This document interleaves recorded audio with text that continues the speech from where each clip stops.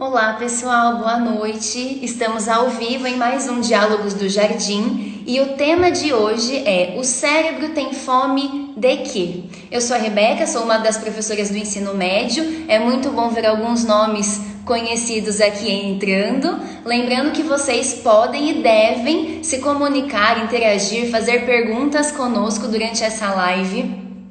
Na live de hoje nós teremos um convidado extremamente especial, teremos uma participação internacional, né, diretamente de Portugal, o Dr. Nelson Anunciato.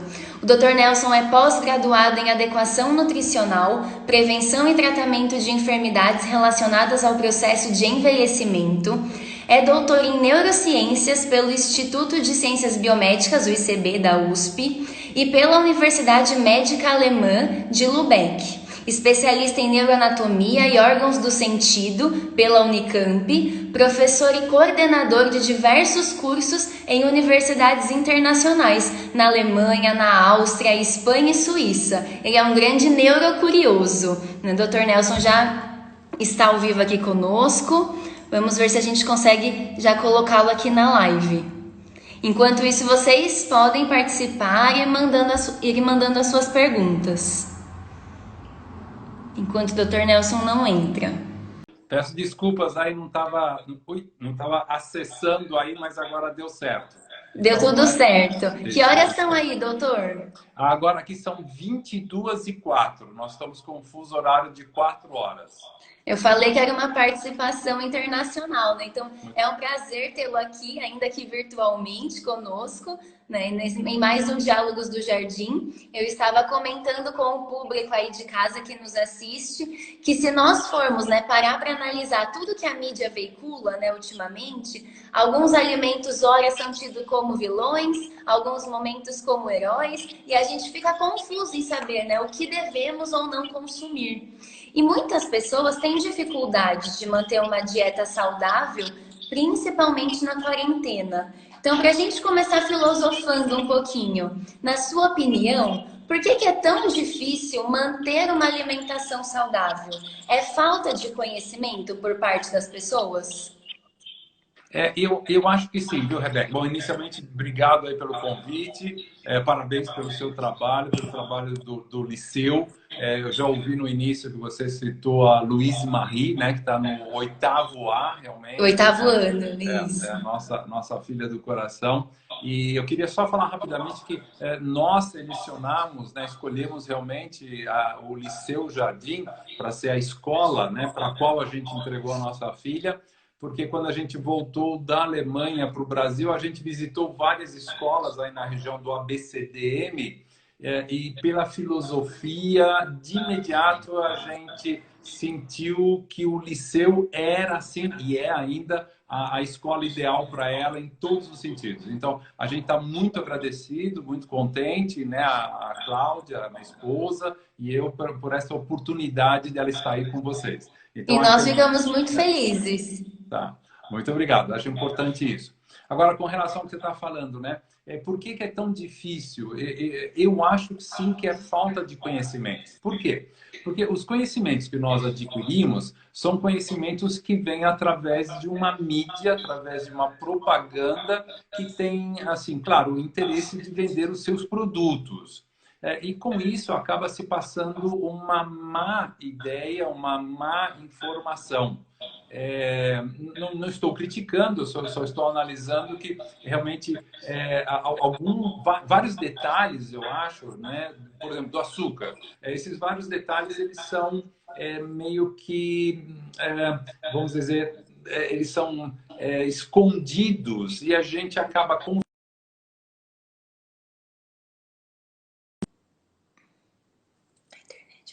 exemplo, né, acho bastante clássico para nós. Eu mesmo antes ia ao mercado, comprava, por exemplo, o óleo canola, né? Não é óleo de canola, mas é óleo canola. E eu tinha toda a segurança do mundo que eu estava comprando o melhor óleo para minha família. Porque todo mundo vende a ideia, né, principalmente a indústria alimentícia, que o canola seja o melhor óleo. Quando eu fui fazer o curso de pós-graduação, que você citou aí em adequação nutricional, aí que a gente fica sabendo, assim, vamos dizer, não a verdade, mas um outro lado da medalha, né? Que, por exemplo, é um óleo que é parcialmente hidrogenado para que ele não se torne rançoso, e com isso ele tem muita gordura trans. Então, a gente compra um óleo que já tem uma gordura trans que prejudica as nossas mitocôndrias, prejudica a produção de energia no nosso corpo todo e também no nosso cérebro.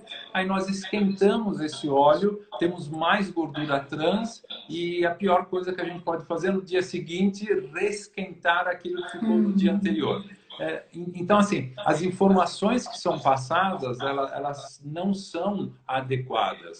Vamos pegar um outro exemplo também, que com certeza a gente vai falar hoje na aula, que o óleo de coco não é um produto saudável. Porque aí, quando se veio, né, quando se lançou aquela ideia, que é só uma ideia, de que, por exemplo, as gorduras, né, saturadas, que elas não são saudáveis para a gente, e nós vemos isso ainda sendo ensinado nas universidades, nas faculdades de medicina. Isso é uma ideia que veio lá dos anos de 50. Então, isso acabou se perpetuando. Então, muita gente fala assim, não consuma o óleo de coco porque ele tem muita gordura saturada, é verdade. Então, ele não é benéfico para o nosso corpo. Então, a indústria alimentícia veio com os óleos, né, vegetais, tipo o óleo de soja, o óleo de amendoim, o óleo de girassol, o óleo canola, e nos ofereceu uma coisa que aí sim passou a ser mais nociva para nós. E assim, eu sempre falo, né?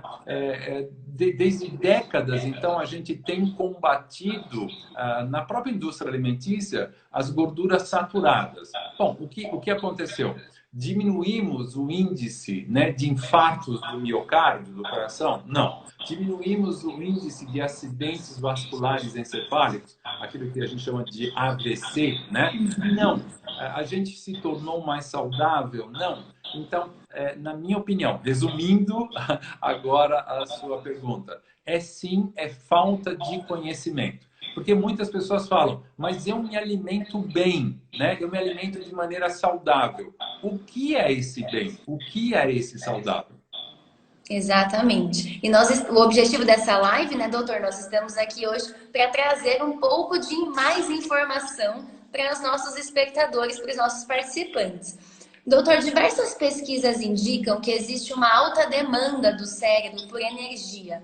Até os 2 anos de idade, por exemplo, devido a uma altíssima atividade neurológica, os bebês direcionam quase que toda a energia, né, para o sistema nervoso.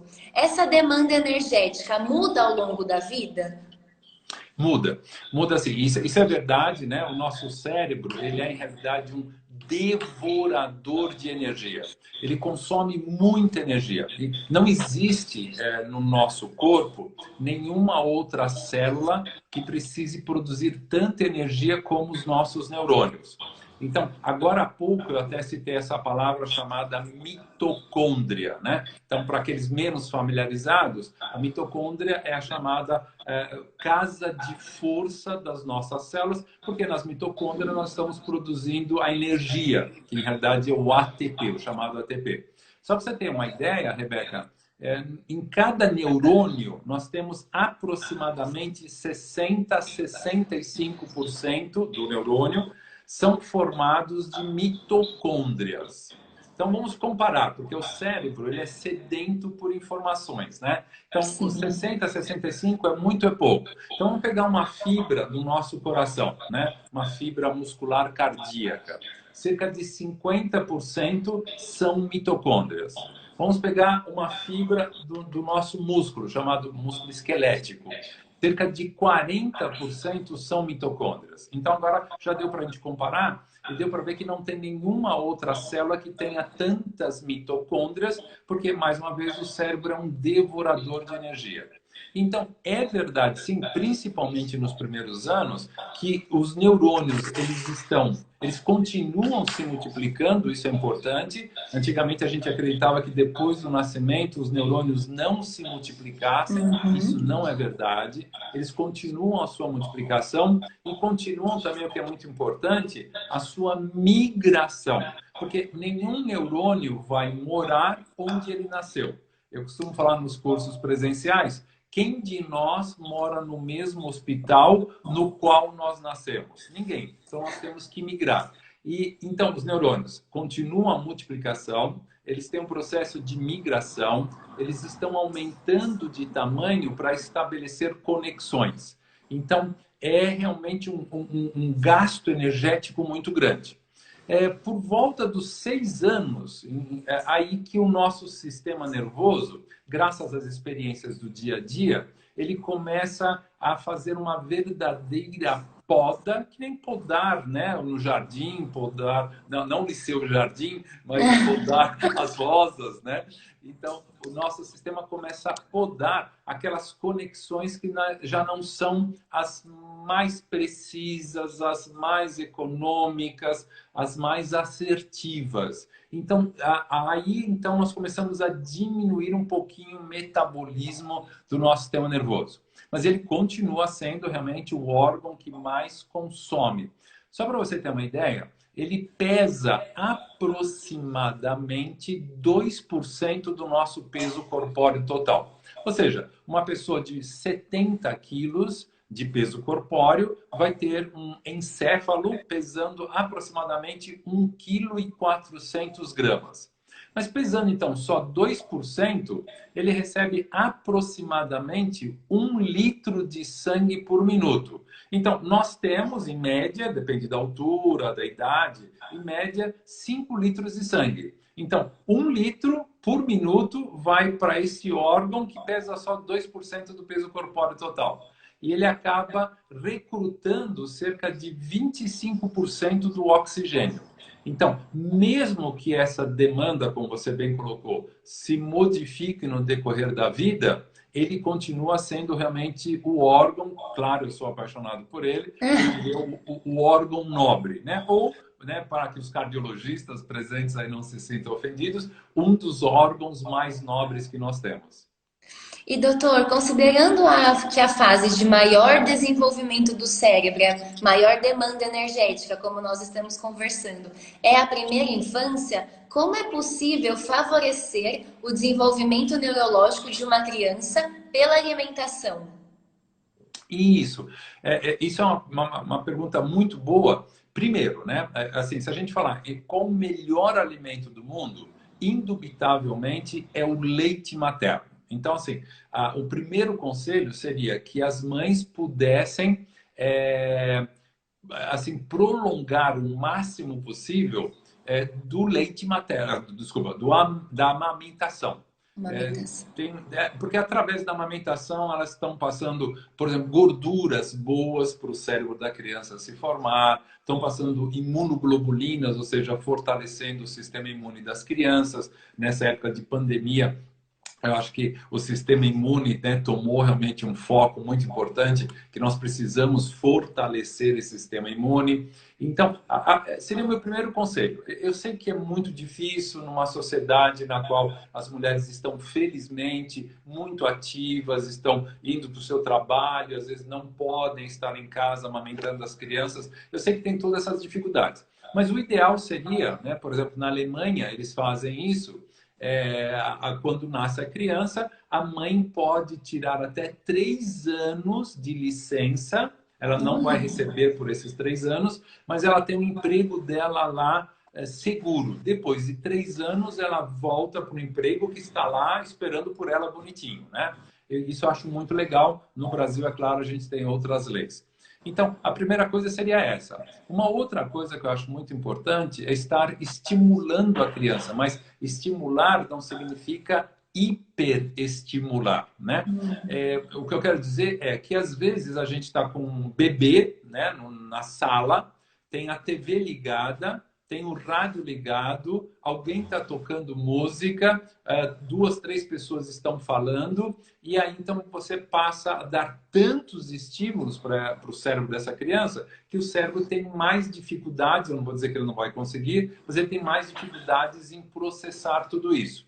Então seria achar o ponto ideal, né? Foi feita uma pesquisa na Faculdade de Psicologia da USP, eles viram que realmente as pessoas de uma classe social mais alta, as crianças costumam ter melhores notas na escola, enquanto que as crianças de uma classe inferior têm mais dificuldades. Então, eles foram em campo fazer a pesquisa e viram que, por exemplo, se você pega uma comunidade sem crítica nenhuma, acontece exatamente isso. O bebê está lá no bercinho, então a TV ligada, o rádio ligado, alguém falando, o vizinho cantando isso e aquilo, enquanto que numa classe um pouco mais avantajada, então tem o pai ou a mãe falando com a criança: olha o rabinho do cachorro, olha os olhos do cachorro. Então é uma coisa mais específica, tá?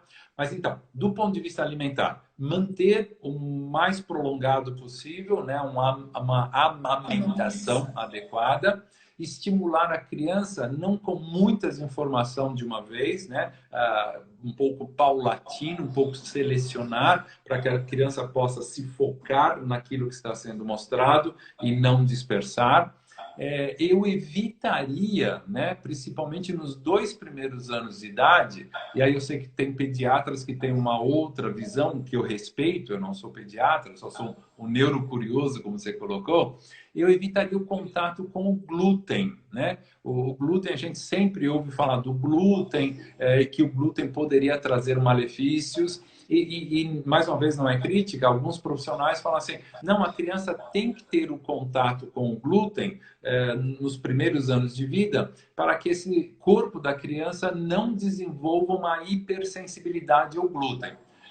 Dentro da minha formação, dentro do que eu tenho lido, é o contrário. Nos 2 primeiros anos, a gente deveria evitar o glúten, né? Então, o glúten, eu acho que todo mundo que está nos assistindo, né, sabe o que é. Ele vem predominantemente do trigo, né? É uma proteína, né, do trigo, tem mais especificamente a gliadina. E o grande problema, né, da gente consumir os pães, os bolos, os croissants, as bolachas da vida, o grande problema é que esse trigo recebeu uma manipulação genética em 1943 já, para o trigo, primeiro, né? Ele ficar mais resistente às pestes, ficar mais resistente aos pesticidas, e dentre eles o próprio glifosato. E com essa manipulação genética, o trigo passou a ter 43 cromossomas. Eu sempre prefiro falar no feminino, cromossomas, né? Que é o soma, que significa o corpo. Só que o nosso corpo, ele estava preparado para lidar com um trigo de 14 cromossomas. Então, quando a gente acabou aumentando o número de cromossomas, a gente começou a ter um aumento da hipersensibilidade. Então, isso a gente vê hoje cada vez mais a síndrome do intestino irritável, cada vez mais a doença celíaca. E a gente sabe que esse intestino, que pode ter tido contato com o glúten lá nos primeiros anos de vida, esse é o tema, ele pode, não de hoje para amanhã, mas ele pode, depois de décadas, levar inclusive ao aparecimento do Alzheimer, né? Que é uma coisa, claro, que a gente não quer ter. Eu não gostaria que eu fosse mal interpretado, eu não quis falar que só o contato com o glúten e só o problema intestinal é que vai levar ao Alzheimer, porque quando a gente fala de memórias, né, e é muito importante, claro, para quem está aí no liceu, a memória ela é multifatorial, ela depende de vários fatores. A perda de memória também, no caso do Alzheimer, também depende de vários fatores. E eu gosto de dar muito um exemplo nas aulas presenciais. Eu falo assim: imagine que você está nadando em alto mar e de repente vem um polvo gigante e te abraça.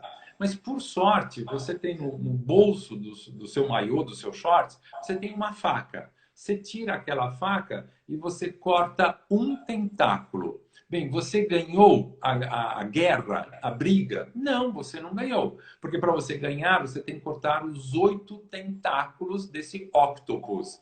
Então, o que eu estou falando é apenas um dos tentáculos que pode levar, repito, não de hoje para amanhã, mas depois de muitas décadas de uma alimentação incorreta, a gente pode chegar até ter um prejuízo da memória e chegar até o próprio Alzheimer. Falei Perfeito. muito, né? E Eu uma, adoro falar. nós temos muitas mães da educação infantil, né, onde a criança está sendo introduzida a diversos alimentos, a experiências com alimentação, que se perguntam muito isso, né? Perguntam também para a nossa equipe, que época que se forma o paladar, doutor? É possível mudar o gosto para alguma comida ao longo da vida? Então, às vezes a criança não gosta de determinado alimento e passado alguns anos ela aprende a comer ou desenvolve o gosto por aquilo? Eu achei muito legal essa sua pergunta, Rebeca, e achei mais legal ainda você usar dois termos. Você usou o termo paladar e o termo gosto, né? Por quê? Porque, em realidade, quando a gente fala de gosto, neurofisiologicamente falando, nós estamos falando apenas da língua e das suas papilas gustativas. A gente também tem um pouquinho de papilas gustativas no palato, ou seja, no céu da boca. Isso é o gosto. E aí depois, para a gente falar de olfato, desculpa, para a gente falar de paladar, a gente tem que acrescentar o olfato. Então vamos lá. Gosto a gente tem na língua e um pouco no céu da boca. Quando a gente acrescenta o olfato, aí nós temos o paladar. Né? Então, por exemplo, aqueles indivíduos, né, que são os degustadores de vinho, né? O que eles fazem com o vinho? Eles fazem isso com o vinho, eles cheiram o buquê do vinho, então estão estimulando o olfato, colocam o vinho na boca, mastigam o vinho para ver se ele tem corpo ou não, e aí quando ele tem o olfato e o gosto, ele tem o paladar. Tá? Então, o paladar é mais complexo. O gosto é uma parte que também é muito importante. Mas a sua pergunta é: a gente consegue mudar o gosto ou a gente consegue mudar o paladar? Sim. E me permita a falta de modéstia, eu mesmo sou uma testemunha ambulante disso. Porque, Rebeca, eu não conseguia antes, como brasileiro, tomar café sem açúcar. Chega um determinado momento, eu falei, não vou tomar mais com açúcar, eu vou tomar com adoçante, que é pior ainda, né? Então, eu digo, é melhor o indivíduo ficar no açúcar. É claro que eu indicaria o açúcar de coco, é claro que eu indicaria o açúcar mascavo, depois vem o demerara, mas é melhor o açúcar do que os adoçantes, né? O stevia, ainda eu diria assim, é bastante plausível. Mas vamos lá. Então, eu não conseguia imaginar uma vida, né, tomando açúcar que não contivesse desculpa, tomar café O que não café com contivesse açúcar. açúcar, né? Hoje é exatamente o contrário. Quando eu fui aprendendo os malefícios do açúcar, ou seja, o gosto amargo do açúcar na própria saúde, eu não consigo mais tomar café com açúcar, né? Eu tenho às vezes dificuldade, você vai visitar uma pessoa e ela te oferece um café gentilmente e tem açúcar, né? E isso até, por exemplo, na casa do meu sogro é muito açúcar, eu não consigo mais tomar o café. Então dá para mudar? Dá. Eu era antes também um apaixonado por doces. Eu sempre fui muito apaixonado por doces. E não conseguia conceber uma vida sem doces. Hoje, por exemplo, quando eu olho para um doce, sabe quando você fala, nossa, mas isso faz tanto mal, eu não quero sentir isso na minha boca, não quero.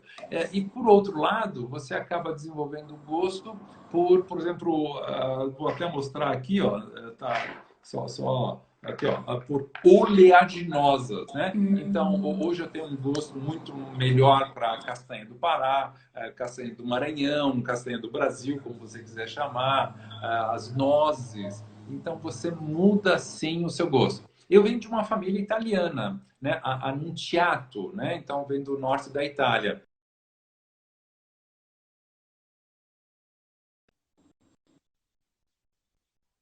Mesmo alguns, né, que são vendidos sem o glúten, eu já não como mais, porque ele já não tem mais aquele sabor para mim.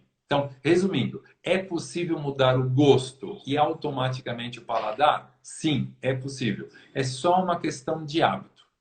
E nós estamos formando esse gosto em todos os momentos da vida, né? Então, desde bebês, as crianças menores, elas já estão formando o paladar.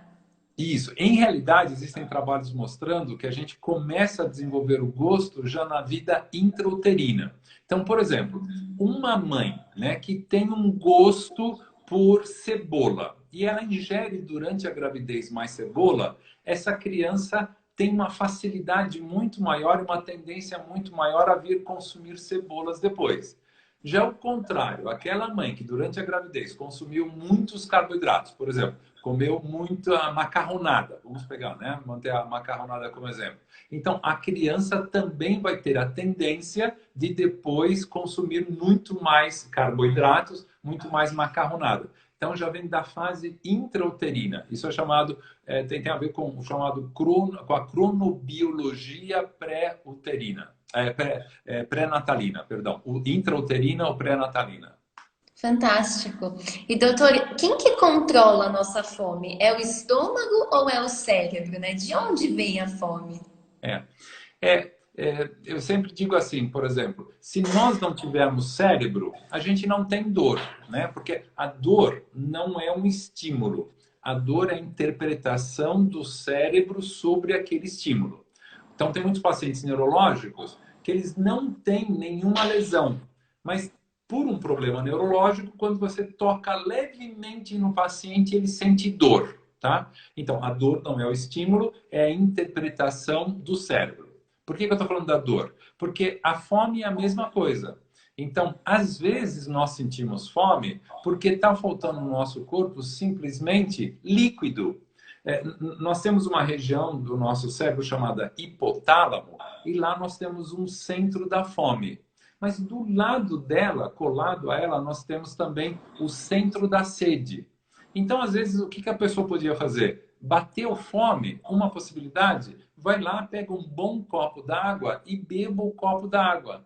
Que essa hidratação, quer dizer, vai diminuir aquela fome. Então, repetindo, é o estômago que sente fome ou é o cérebro? É o cérebro. Porque sem cérebro a gente não tem dor, a gente não tem fome.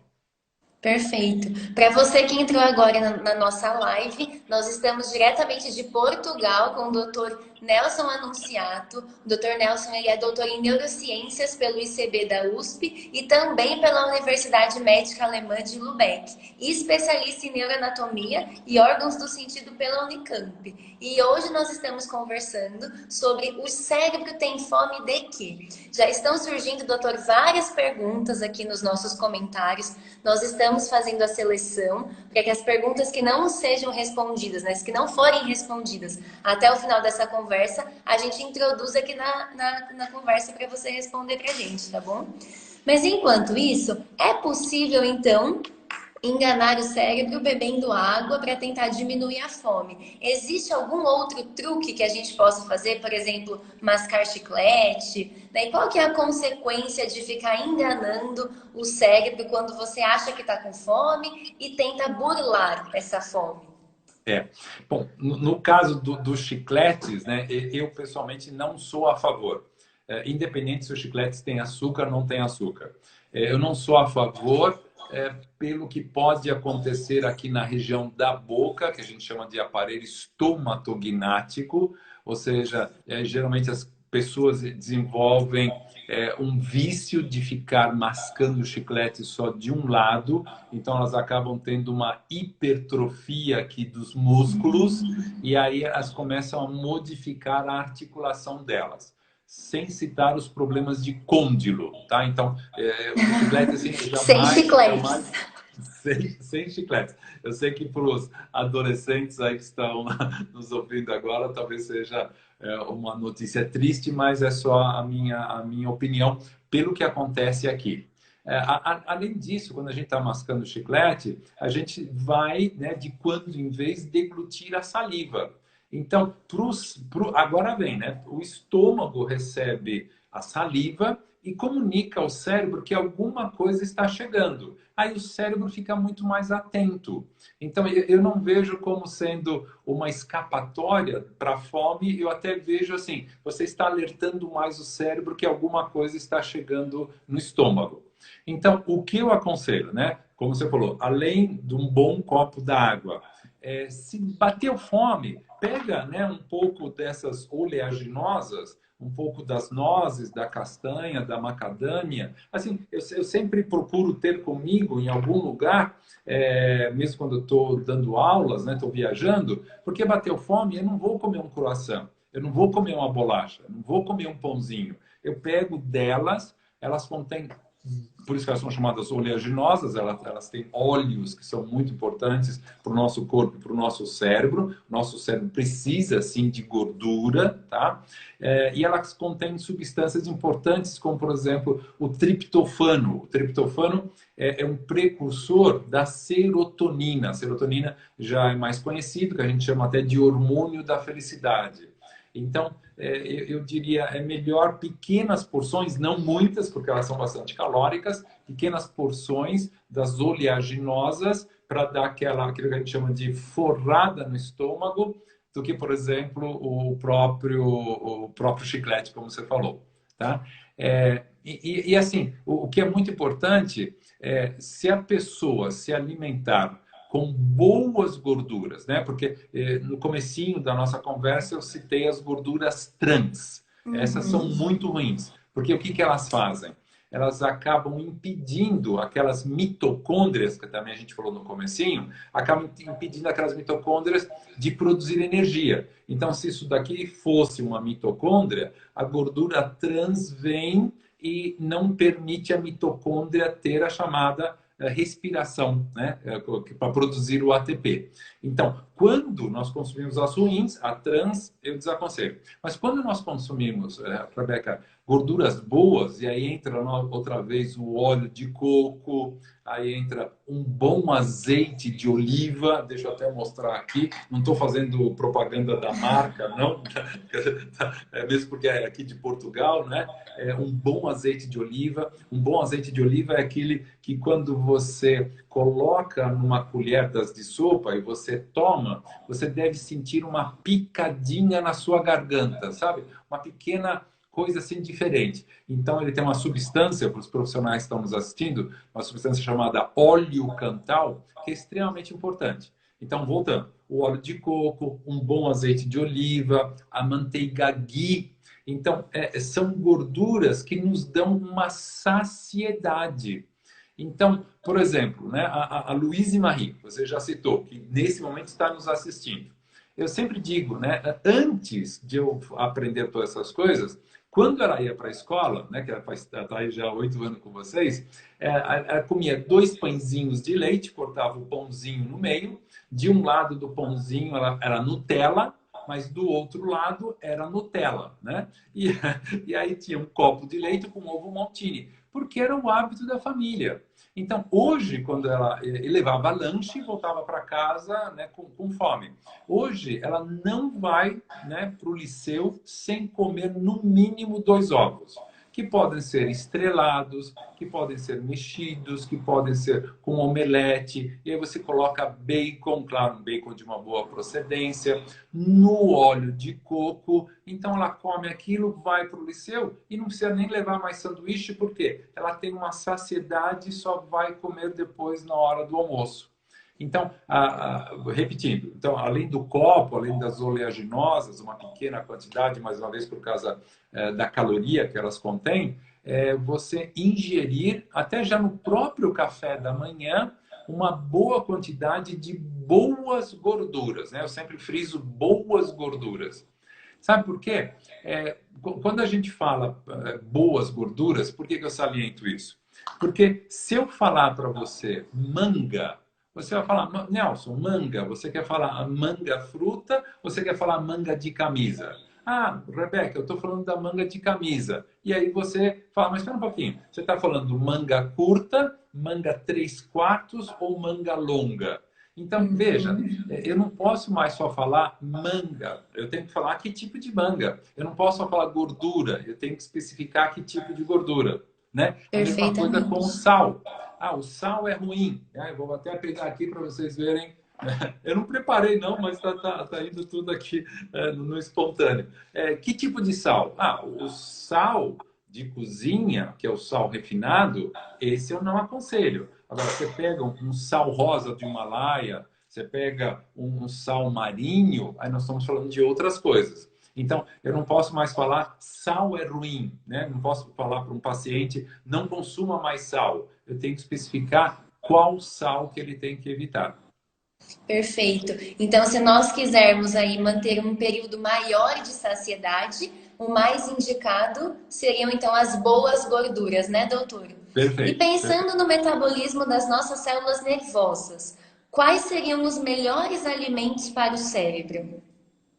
Então, dentro dessas gorduras, né, uma coisa que a Luíse também faz uso, estou contando todo o segredo da Luíse agora, vamos descobrir porque ela tira boas notas na escola, né? Tem uma gordura que é o DHA, né? Ou seja, o ômega 3, né? Quando a gente fala de ômega 3, em realidade a gente tem 11 tipos diferentes, né, do ômega 3. Mas o DHA, o nome parece um palavrão, é ácido docosa, docosa que vem do grego, que em português significa 22, hexa que são 6, então são 6 ligações duplas, né, de carbono, então é ácido docosa hexaenóico, parece um palavrão.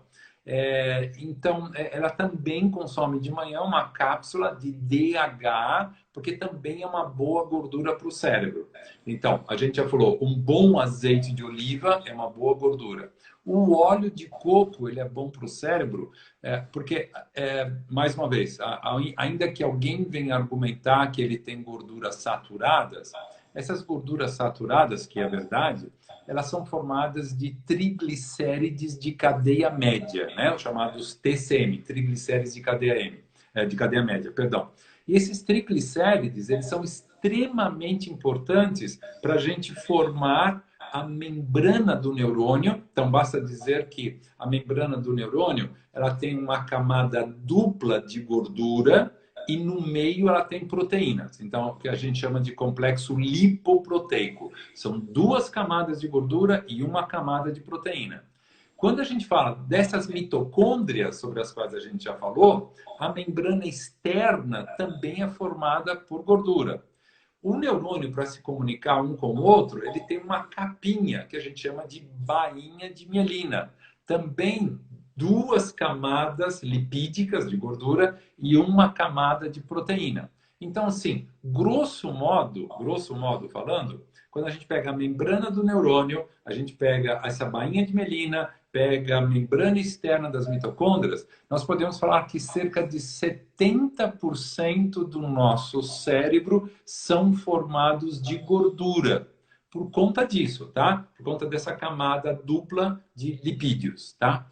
Então, o que seria melhor para o cérebro? Muito melhor as boas gorduras do que, por exemplo, o açúcar. A gente aprendeu, eu também aprendi, eu também ensinei isso, Rebeca, eu tenho que ser bem sincero, que o nosso cérebro precisa de açúcar. Não, ele não precisa de açúcar, ele trabalha muito melhor com boas gorduras. Então, assim, quem está nos assistindo, que é da área da saúde, vai talvez entender melhor. Quando a gente fala de gorduras, a gente tem, então, os chamados ácidos graxos essenciais. O que são essenciais? Essencial é muito simples. Ou você o consome, ou você não tem dentro do seu corpo, tá? Quando a gente fala de proteínas, nós temos os aminoácidos essenciais. É por isso, por exemplo, que quinoa é muito melhor do que consumir o arroz. A gente deveria consumir mais quinoa, porque além de um largo espectro de aminoácidos, o quinoa contém os 8 ácidos essenciais que nós precisamos consumir. Então, a gente falou, né, da gordura essencial, a gente falou do aminoácido essencial. Mas quem conhece um carboidrato, né? Porque na base dos carboidratos nós temos açúcar. Quem conhece um carboidrato essencial? Ninguém conhece, não existe. O que significa, né, é que o nosso corpo ele consegue produzir açúcar, se ele precisar, através, primeiro, das boas gorduras e depois através de proteínas. Isso é um processo chamado gliconeogênese. Glico, de glicose, neo, de novo, gênese, que é a formação. Então, mais uma vez, o nosso cérebro trabalha muito melhor com boas gorduras do que com açúcar. E aí, é claro, a gente poderia estender bastante o assunto, que todo mundo já deve ter ouvido falar, da chamada dieta cetogênica. Inclusive, Dieta... foi uma pergunta aqui dos Ah, nossos participantes. A professora Jusilei perguntou sobre a sua opinião sobre a dieta cetogênica. tá. Perfeito. Eu acho o seguinte, a dieta cetogênica ela é muito boa, por exemplo, para evitar e tratar não sozinha o câncer, a epilepsia, diabetes tipo 1, tipo 2 e tipo 3, porque hoje nós sabemos que existe o diabetes tipo 3 e esse diabetes tipo 3 é chamado Alzheimer. Desde 2004, o Alzheimer é considerado diabetes tipo 3. Mas a dieta cetogênica, eu tenho que ser muito sincero, ela é extremamente difícil para você se adaptar. Por isso que eu a utilizaria apenas nos casos de tratamento dessas enfermidades. Agora, o que eu aplico na minha vida é uma alimentação cetogênica. Então, você vai ver que não é uma dieta, porque nessa dieta você tem, segundo o autor, 80, 90% só gorduras. Não é fácil realmente você lidar com isso. Agora, quando você fala uma alimentação cetogênica, então é um estilo alimentar, um estilo de vida, e eu vou dizer para você, Rebeca, por dia, cerca 65 a 75% da minha alimentação são cetogênicas. Ou seja, a gente consegue realmente ter uma eficiência, uma eficácia muito maior do nosso cérebro. Eu não quero impressionar ninguém aí, mas quando a gente fala da alimentação cetogênica, então o que significa é nós consumimos menos, né, menos carboidratos e o nosso fígado ele vai produzir 3 corpos que são chamados corpos cetônicos, né? Então, é o 3-beta-hidroxibutirato, o aceto, acetato e a cetona. Então, pensa em 3 corpos muito bem envelopados. Eles são transportados por uma barreira que nós temos entre o sangue e o nosso encéfalo, né? Antigamente a gente chamava isso de barreira hematoencefálica, hoje é chamado de hematolicórica. Esses 3 corpos são transportados com muita facilidade e o nosso cérebro começa a tirar um proveito maior desses 3 corpos cetônicos que foram produzidos. Então, dentro assim, né? O que é bom para o cérebro? O cérebro tem fome do quê? Nesse aspecto alimentar, ele precisa de boas gorduras. Agora, é claro, enquanto a gente ficar, não estou criticando, né? Comendo pães, comendo croissants, comendo bolacha, comendo macarronada, e as sobremesas da vida, então é claro que o cérebro também, nesse caso ele é um pouquinho preguiçoso, ele fala, vinde a mim os carboidratos, vinde a mim o açúcar, ele vai tirar todo o proveito. Eu, quando comecei a mudança, né, desse estilo alimentar, eu sou meio radical em algumas coisas, 8 ou 80, como a gente fala, então eu mudei do dia para a noite.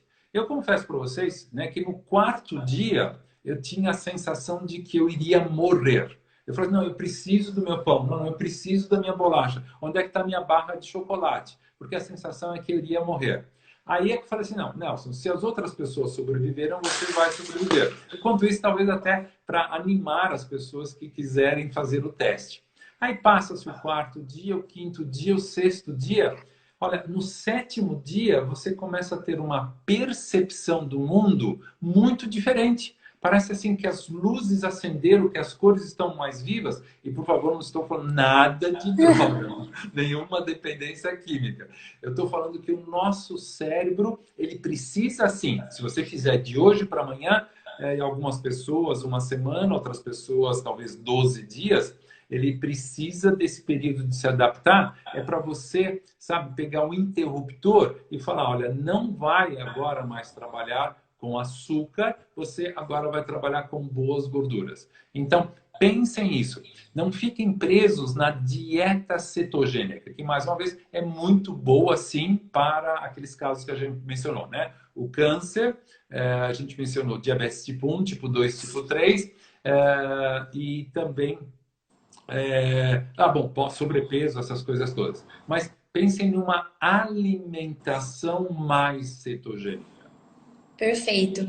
Doutor, nós sabemos também que uma das funções mais importantes do cérebro está relacionada à memória, né? Um estudo, até eu estava dando uma lida esse final de semana, um estudo feito na Austrália em 2015 mostrou que existe uma relação direta entre a alimentação saudável e o tamanho do hipocampo.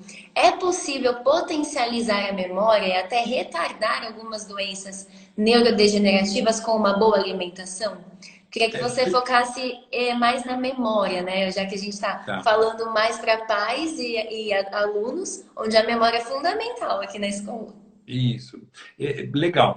Mais uma vez, eu fiquei contente que você falou de memória. A gente fala muito em aprender, aprender, aprender. Existe uma diferença entre aprender e memória, né? Aprender é o primeiro degrau para a gente formar a memória. Mas o que nós queremos, tanto na escola como nós pais, nós queremos que os nossos filhos, os nossos alunos e filhos, produzam uma memória. Então, vamos lá. O primeiro degrau é aprender. Então, aí é claro que a gente pode criar, e eu acho muito bom, criar algumas táticas. Eu gosto muito de técnicas mnemônicas, por isso que eu já falei do polvo, né? Quando o polvo te ataca, se você cortar só um tentáculo, você não vai ganhar a luta. Então, os métodos pedagógicos, é claro, eu não sou profissional, aí vocês do liceu têm muito mais domínio sobre isso, dos métodos pedagógicos, mas isso é o aprender. Depois de aprender, a gente vem para o segundo degrau, que é chamado de consolidação. O que é consolidar? Você vai pegar aquela informação que você incorporou agora, que você aprendeu, e vai conectá-la com outra informação. Então, por isso que eu acho muito bom, tanto os professores quanto os pais, sempre procurar fazer uma associação entre aquilo que está sendo falado naquele momento, ensinado, aprendido, com alguma coisa que já estivesse no passado do indivíduo, entendeu? Ou seja, que não fique só a informação nova, que é importante, mas conectá-la com alguma coisa já conhecida.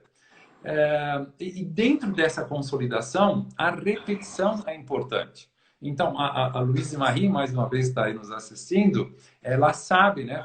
A gente, por exemplo, tomando café da manhã em casa, então, ouve-se a palavra Madrid, cidade de Madrid. Então, claro, ou a mãe ou eu perguntamos de imediato, escuta, o Prim, o apelido dela em casa é Prim, né? O Prim, daqui a pouco vamos chamar lá na escola de Prim também. O Prim, veja, Madrid é capital da onde mesmo? Então, nós estamos sempre, Rebeca, procurando recrutar aquelas informações que, de repente, ela aprendeu ontem na escola, eu não sei, só estou dando um exemplo, mas a gente sempre procura assim, recrutar essas informações. Então, esse segundo degrau, essa consolidação, é muito importante. Uma outra coisa, por exemplo, que eu gosto muito de fazer com ela, ela e eu só falamos alemão, né? Porque ela nasceu na Alemanha, então ela fala realmente fluentemente o alemão. Então nós estamos ouvindo uma música em inglês, eu paro a música, né? E pergunto para ela, olha, o que foi que ele falou? Geralmente uma música em inglês, e ela traduz, por exemplo, do inglês para o alemão. Então nós estamos procurando sempre recrutá-la, sempre chamá-la para nós, ou seja, nós não queremos deixar o cérebro dela adormecido. A gente quer deixar um cérebro dela aberto, um cérebro dela que é sedento por conhecimentos, né? Porque o cérebro ele precisa de informações. Agora, informações que eu sempre gosto de falar, nos meus olhos, que ninguém se sinta criticado, por favor, informações que construam, né? Então, eu vou decepcionar os homens que estão me assistindo agora. Eu não gosto de futebol, eu não assisto futebol, nem sei quem ganhou a última Copa Mundial. Eu sei que é uma vergonha para muitos homens. Mas então, como a gente não conversa em casa sobre alguns assuntos, tipo esse, não assistimos novela, né? Então não temos essas conversas, nós procuramos ficar recrutando outras coisas que aconteceram no dia a dia, uma nova palavra, mesmo que seja uma nova palavra em inglês ou alemão, a gente está sempre recrutando. Então vamos lá. A primeira fase foi aprender a incorporar uma coisa nova. A segunda fase é consolidar, e dentro dessa consolidação a gente precisa estar recrutando as informações, né? Sempre. Aí vem a terceira fase, que é o arquivamento. E não existe também no nosso cérebro uma única gaveta na qual a gente vai arquivar a informação. Então, é mais ou menos o seguinte: você vai fazer uma janta, então você vai no supermercado, você vai pegar de cada gôndola um determinado alimento, tá? Então, você pega um abacate, você pega o quinoa, você pega o sal rosa Himalaia, você vai para casa, coloca isso numa panela e aí você tem a janta. Quando a gente fala de memória, é a mesma coisa. A gente tem um super, hipermercado, né, chamado cérebro. E lá nós temos várias gôndolas, que são as áreas cerebrais. E para formar a memória, você precisa de um alimento visual, de um alimento auditivo, de um alimento tátil, de um alimento emocional, para você formar a sua janta, né, metaforicamente falando.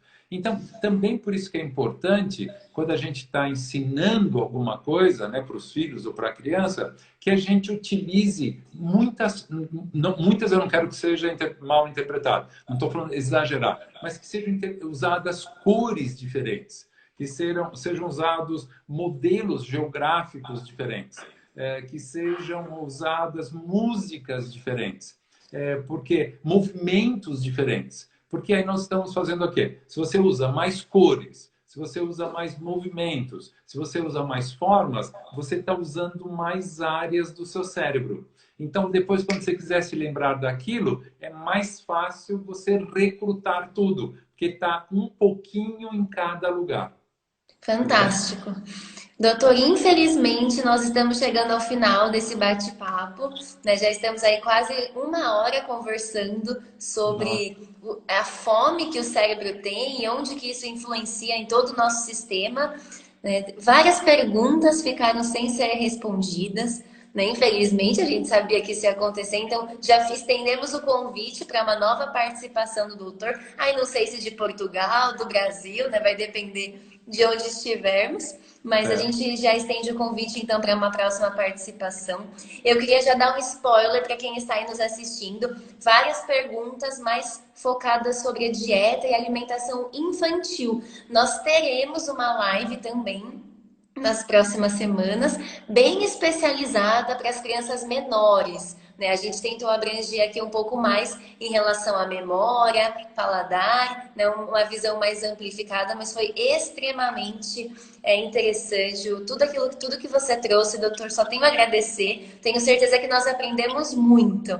Obrigado pela oportunidade. Mande um sincero abraço para sua mãe, para o seu pai. Agradeço aí a atenção do pessoal e só posso desejar para vocês: mantenham-se saudáveis. É a coisa mais importante que a gente pode fazer.